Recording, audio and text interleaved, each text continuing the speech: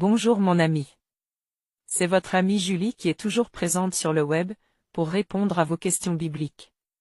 Cette vidéo est la 4e de la série. Je vous invite à regarder les 3 premières vidéos, si ce n'est pas encore fait.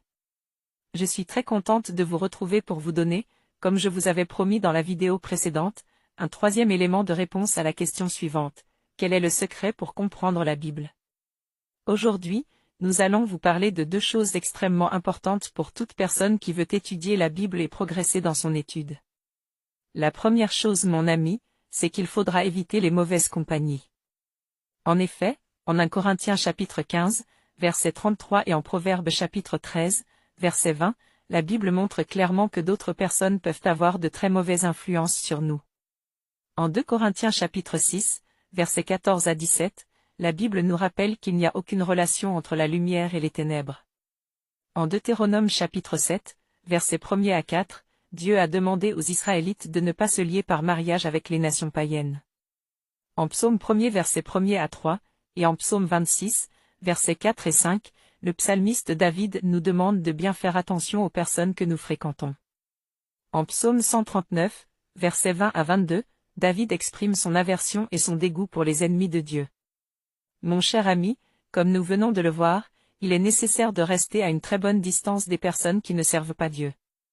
Maintenant mon ami, pendant que vous vous efforcez d'appliquer le principe biblique que l'on trouve en 1 Corinthiens chapitre 15, verset 33, en évitant les mauvaises compagnies, il vous faudra vous efforcer de suivre le conseil biblique de Proverbes chapitre 13, verset 20, qui nous conseille de marcher avec les sages, autrement dit, de fréquenter les vrais adorateurs de Dieu. En effet, la Bible demande aux adorateurs de Dieu d'organiser, régulièrement des assemblées. Dieu a demandé plusieurs fois à Moïse de rassembler le peuple Israël. On trouve un exemple de rassemblement, dans la Bible, en Deutéronome chapitre 31, versets 11 à 13. La Bible nous parle de cette même exigence divine qui consistait à organiser des rassemblements en Psaume 35, verset 18, en Psaume 40, versets 8 à 11, en Psaume 122, verset 1er, et en Psaume 133, verset 1er.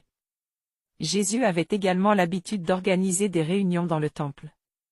C'est ce que la Bible explique en Luc chapitre 21, versets 37 et 38. On retrouve cette même idée en Matthieu chapitre 18, verset 20.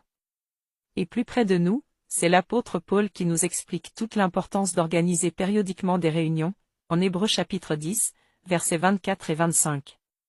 Les réunions, nous explique l'apôtre Paul, nous donnent l'occasion de nous encourager mutuellement. En résumé mon cher ami, pour progresser dans l'étude de la parole de Dieu, il faudra bien comprendre l'importance de 2 choses. 1. Éviter les mauvaises compagnies. 1 Corinthiens chapitre 15, verset 33 et Proverbes chapitre 13, verset 20. 2. Fréquenter les vrais adorateurs de Dieu, en particulier, lors des réunions chrétiennes. Hébreux chapitre 10, versets 24 et 25. Nous venons de vous donner un 3e élément de réponse à la question suivante. Quel est le secret pour comprendre la Bible? Vous aurez, dans la prochaine vidéo, un 4e élément de réponse à cette même question. Je vous en supplie, donnez-nous un j'aime, utilisez l'espace commentaire pour poser vos questions bibliques. N'oubliez surtout pas de vous abonner et d'activer la cloche de notification pour ne rater aucune de nos prochaines sorties. Je vous dis déjà merci de partager ce message au maximum. À très vite pour la prochaine vidéo.